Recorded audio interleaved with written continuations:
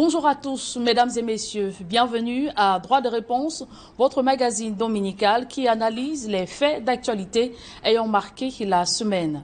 Au menu, la question de l'éligibilité ou non du leader du mouvement pour la renaissance du Cameroun à l'élection présidentielle d'octobre prochain. Depuis quelques jours, le sujet fait débat dans les chaumières, sur les plateaux de radio et télévision et dans l'espace public. Des experts en droit et questions constitutionnelles profanes y vont chacun de leurs arguments justifiés ou injustifiés, recourant même au raisonnement par l'absurde pour démontrer que Maurice Kamto est éligible pour certains et pour d'autres inéligible. Mandat impératif, mandat représentatif, interprétation à guise des articles du Code électoral et dispositions de la Constitution, tout y passe pour essayer de convaincre l'opinion.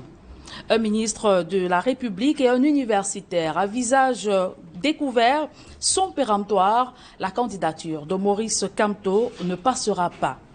La raison, avoir boycotté les élections locales de 2020, faute d'élus, son dossier est irrecevable, peu importe si son parti recrute des élus. Tout ce débat fait polémique alors qu'aucun dossier de candidature n'a encore été soumis à Elections Cameroun et le Conseil constitutionnel, les seules instances habilitées à valider ou rejeter les candidatures. Maurice Kamto est-il éligible ou non? Les masses populaires se posent la question. Passons de la présidentielle à venir à la question de l'unité nationale. Et en cette veille de commémoration de la 53e édition de la fête de ce 20 mai, placée sous le thème « Armée et Nations unies pour un Cameroun tourné vers la paix et la prospérité », nous marquons un stop pour revoir le chemin parcouru depuis son institution le 20 mai 1972 jusqu'à nos jours.